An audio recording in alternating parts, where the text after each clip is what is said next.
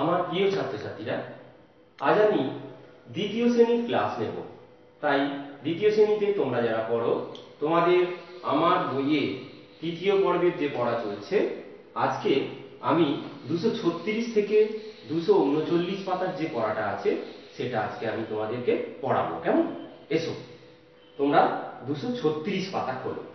দেখো, 236 পাতায় বিভিন্ন ঘড়ির ছবি আছে। তোমরা ঘড়ি দেখা শিখে গেছো।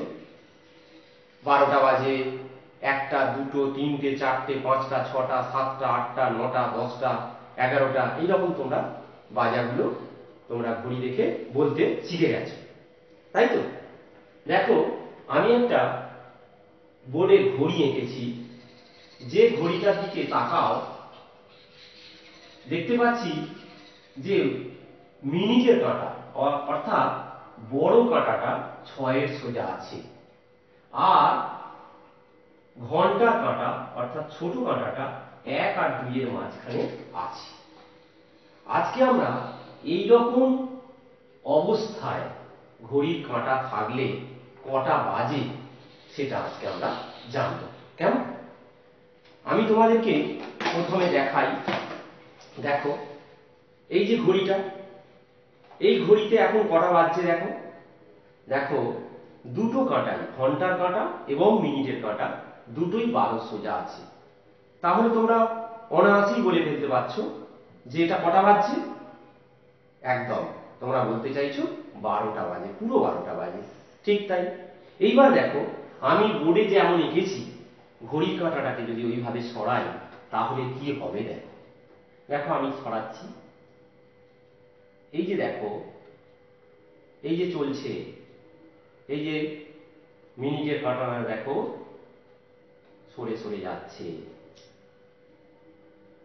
দেখো, এখন কটা বাজছে? 1টা বাজছে, তাই তো? কারণ 1-এর সোজা ঘন্টার কাঁটা আর মিনিটের কাঁটা 12 সোজা। এইবার দেখো, আমি বোর্ডে যেমন এঁকেছি তেমন অবস্থানে নিয়ে যাচ্ছি। দেখো, ঘন্টার কাঁটা সরছে, 1 টপকে যাচ্ছে, 1 আর 2-এর মাঝখানে আসছে, আর মিনিটের কাঁটা দেখো 4 থেকে 5, 5 থেকে 6-এ চলে এসেছে। এই রকম অবস্থায় থাকলে কটা বাজে জানো? দেখো, ঘন্টার কাঁটা 1 টপকে গেছে, তার মানে 1টা বেজে গেছে, আর মিনিটের কাঁটা 6-এর সোজা আছে, মানে 5, 6, 30, 30 মিনিট। তাহলে 1টা 30 মিনিট। এটা কটা? না, 1টা 30 মিনিট। এখন বাজছে, 1টা টপকে গেছে, তার মানে 1টা বেজে গেছে, আর মিনিটের কাঁটাটা যে ঘরে আছে সেটা কার ঘরে? 6-এর ঘরে। 6কে 5 দিয়ে, তোমরা 5-এর নামটা জানো, 5-এর নামটা জানলে, ভালোভাবে জানতে হবে তোমাদেরকে, তাহলে তোমরা হিসাবগুলো পেরে যাবে। তাহলে 6 5 30, তার মানে 1টা 30। তাহলে এই আমার হাতের যে ঘড়িটা এবং আমি যে এঁকেছি যে ঘড়িটা, এটাতে কটা বাজে?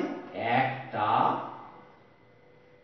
30 মিনিট। 1টা 30 মিনিট। এই 1টা 30 মিনিটকে কি বলে জানো? 1টা 30 মিনিটকে বলে দেড়টা, বা কি বলবে?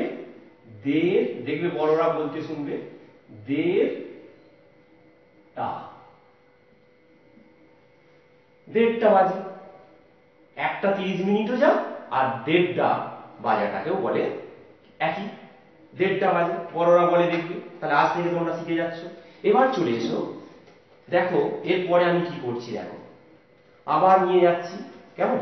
আবার আমি নিয়ে যাচ্ছি সরিয়ে সরিয়ে। দেখো, এখন কটা বাজছে? 12 সোজা চলে এসেছে, 2-এর সোজা ঘন্টার কাঁটা, তাহলে 2টো বাজে।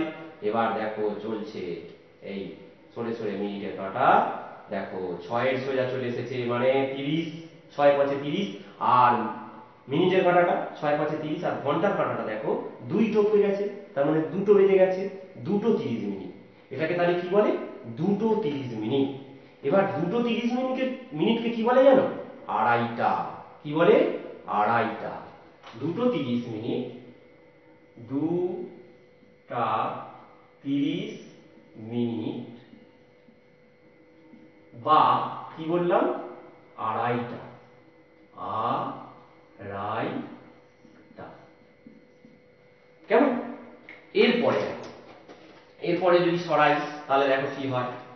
দেখো মিনিটের কাঁটা, এই মিনিটের কাঁটা চলছে, 12 টপকাচ্ছে, ঘন্টার কাঁটা 3-এর কাছে চলে এসেছে, 3 টপকে যাচ্ছে, আর মিনিটের কাঁটা দেখো 6-এর সোজা। এই অবস্থানে কি 5-6 30, তাহলে 3টে বেজে গেছে, 3টে 30। এই এখন এই অবস্থায় থাকলে এটাকে বলবে 3টে 30। আর এই 3টে 30কে কি বলে জানো? 3.5টে। কি বলবে? 3.5টে। এবার 3টের পর থেকে যত বাজবে সব সাড়ে কথাটা আসবে। এই রকম অবস্থানে মনে করো 4 আর 5-এর মাঝখানে ঘন্টার কাঁটা থাকলে আর মিনিটের কাঁটাটাকে কোথায় থাকতে হবে? 6-এর সোজা, 4.5টে। 5 আর 6-এর মাঝখানে যদি ঘন্টার কাঁটা থাকে, মিনিটের কাঁটা যদি 6-এর সোজা, 5.5টা। একইভাবে 6 আর 7-এর মাঝখানে থাকলে মিনিটের কাঁটাটা, ঘন্টার কাঁটাটা আর মিনিটের কাঁটাটা কিন্তু একই জায়গাতেই থাকতে হবে, 6-এর সোজা। ঘন্টার কাঁটার অবস্থানটা পাল্টাচ্ছে, দেখো কি, মিনিটের কাঁটাটা 6-এর সোজাই থাকবে, ঘন্টার কাঁটাটা এখন 6 আর 7-এর মাঝখানে 6:30। যদি ঘন্টার কাঁটাটা 7 আর 8-এর মাঝখানে আসে, 7:30টা। যদি ঘন্টার কাঁটাটা, এই মোটা কাঁটাটা যদি 8 আর 9-এর মাঝখানে আসে, 8:30টা। যদি 9 আর 10-এর মাঝখানে আসে 9:30। 10 আর 11-এর মাঝখানে 10:30টা। 11 আর 12-এর মাঝখানে থাকলে 11:30টা। কোনটা? ঘন্টার কাঁটাটা। আর 12 আর 1টার মাঝখানে থাকলে 12:30টা। এই সাড়ে হচ্ছে 12টা পর্যন্ত, 3:30-এর পর থেকে 3:30, 4:30, 5:30। কিন্তু দুটো জিনিস মনে রাখো, 1 আর 2-এর মাঝখানে ঘন্টার কাঁটা থাকলে আর মিনিটের কাঁটা সবসময় যদি 6-এর ঘরে থাকে তাহলে 1:30টা। আর 2 আর 3-এর মাঝখানে, 2 আর 3-এর মাঝখানে ঘন্টার কাঁটা থাকলে মিনিটের কাঁটাটা যদি 6-এর সোজা থাকে, 2:30টা। 1:30টা, 2:30টা, এই দুটো বাদ দিয়ে বাকি 3টের পর থেকে 3:30, 4:30 এইগুলো।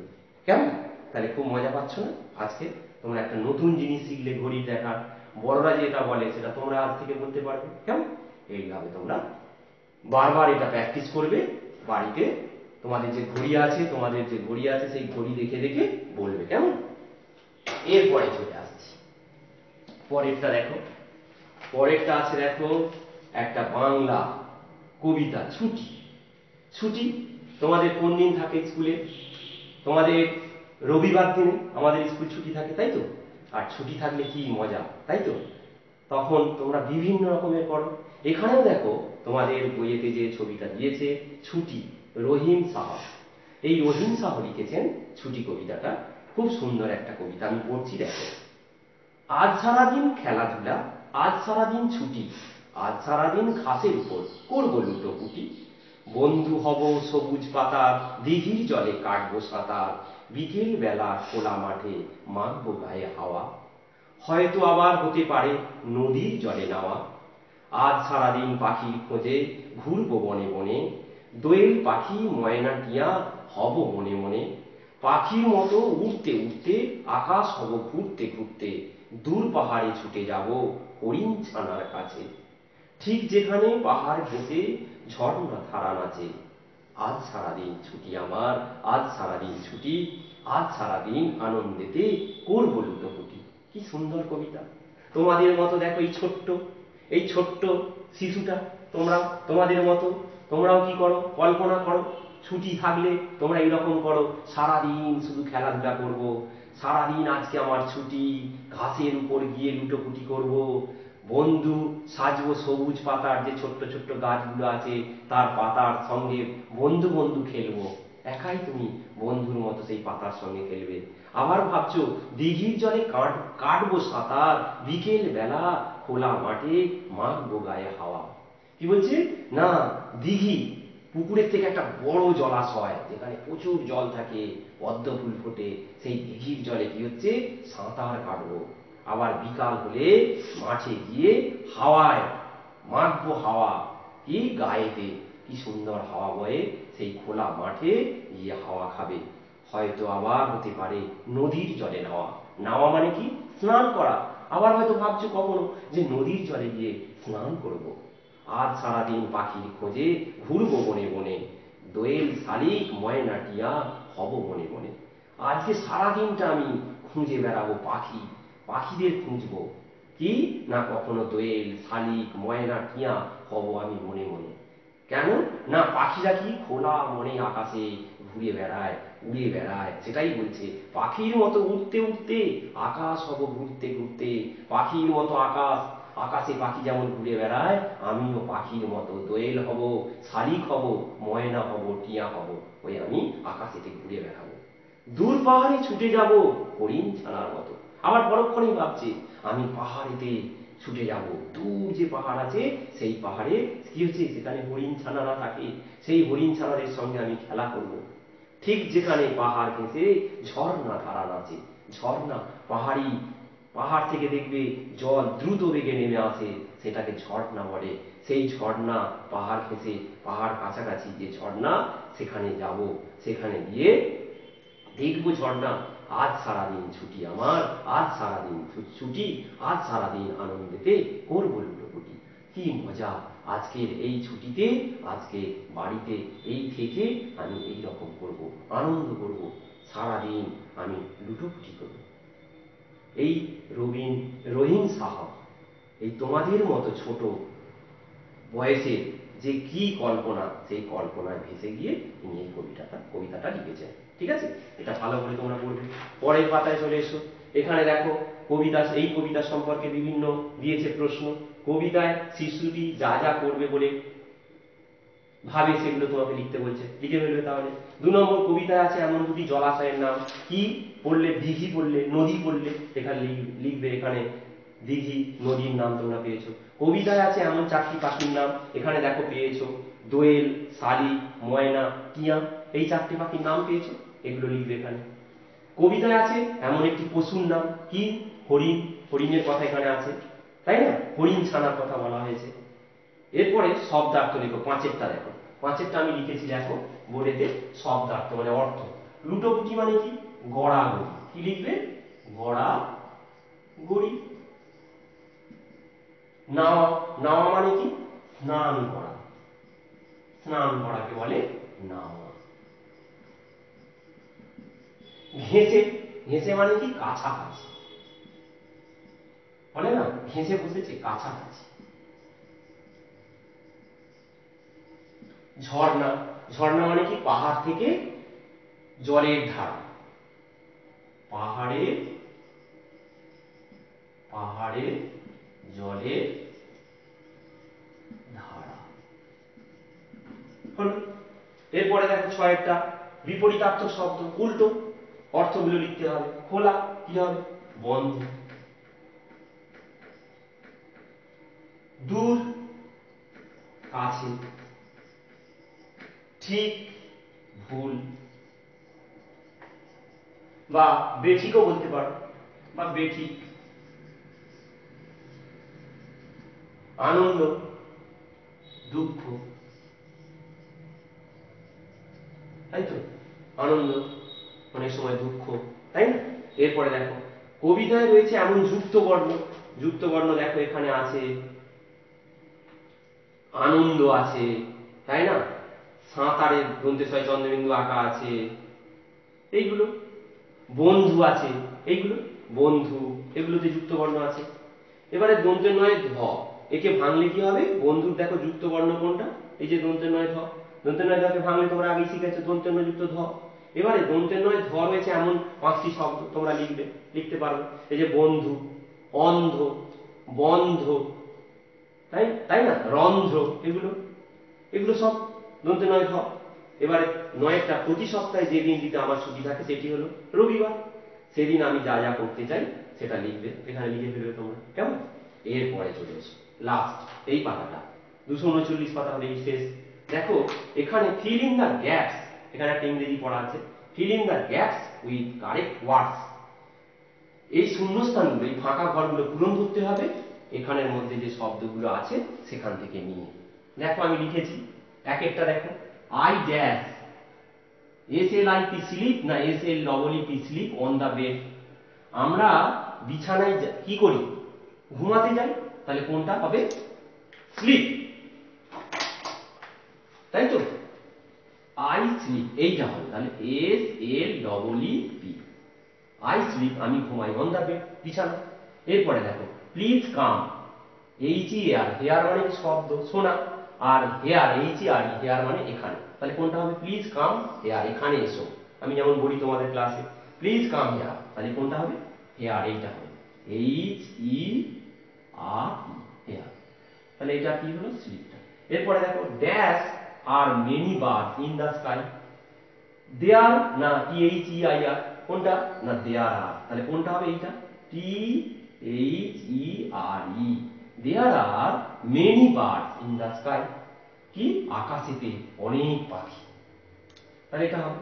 এরপরটা দেখো, her dash reads in class 2। Her মেয়েদের ক্ষেত্রে, সান, সান মানে সূর্য, আর সন SON, সন, সন মানে কি? পুত্র বা ছেলে, তাহলে সান নিশ্চয়ই হবে না, কোনটা হবে? হার সন, তাহলে সনটা লিখে ফেলো SON, her son reads in class 2। 5 নম্বর, the floor is dash wet, না ওয়েট ডগ, এখানে এখানে ওয়েট WAIT, ওয়েট, ওয়েট মানে কি? অপেক্ষা, আর WET ওয়েট মানে কি? ওয়েট মানে ভিজে, তাহলে দ্য ফ্লোর ইজ ওয়েট, এইটা হবে ওয়েট, এইটা কেমন? তাহলে দ্য ফ্লোর ইজ ওয়েট হয়ে গেল। এরপরে দেখো, last, look at the picture, fill in the gaps with the given words. এই ওয়ার্ডগুলো, সুইম মানে সাঁতার কাটা, ওয়াক মানে কি? হাঁটা, ফ্লাই মানে কি? ওড়া। এবার ছবিগুলো দেখো, একটা পাখির ছবি আছে, বার্ড। এ বার্ড ক্যান, কি হবে? পাখি কি করতে পারে? একটি পাখি উঠতে পারে, তাহলে ফ্লাই, তাহলে এখানে কি লিখে দেবে? FLY, a bird can fly. এরপরে দেখো হাতি, হাতি দেখো কি করছে? যাচ্ছে, তাহলে অ্যান এলিফ্যান্ট ক্যান, একটি হাতি পারে কি? ওয়াক, তাহলে কি হবে? WALK, ওয়াক, একটি হাতি হাঁটতে পারে। Next, a man can dash, এখানে দেখো মানুষটা কি? হাঁটছে, তাহলে a man can walk, WALK, একটা মানুষ হাঁটতে পারে। এরপরেরটা দেখো, এ ফিশ ক্যান, দেখো জলের মধ্যে পাখি, মাছ কি করে? জলের মধ্যে মাছ সাঁতার কাটতে পারে, তাহলে কোনটা হবে? Swim, SWIM, swim. A fish can swim, একটা মাছ সাঁতার কাটতে পারে, তাই না? এই ওয়ার্ডগুলো দিয়ে আমরা পূরণ করে ফেললাম, কি? তাহলে এই কাজগুলো তোমরা একদিনে হয়তো পারবে না, দুদিন ধরে এইগুলো বাড়ির কাজ হিসাবে রইল তোমাদের। তোমরা এগুলো করে আমাদের বিদ্যালয়ের যে হোয়াটসঅ্যাপ গ্রুপ আছে সেই গ্রুপে পাঠিয়ে দেবে, কেমন? তাহলে তোমাদের ক্লাস এখানে শেষ করছি। তোমরা সবাই খুব ভালো থেকো, সুস্থ থেকো, আর তোমাদের সকলকে ধন্যবাদ জানিয়ে আজকের ক্লাস আমি এখানে শেষ করছি।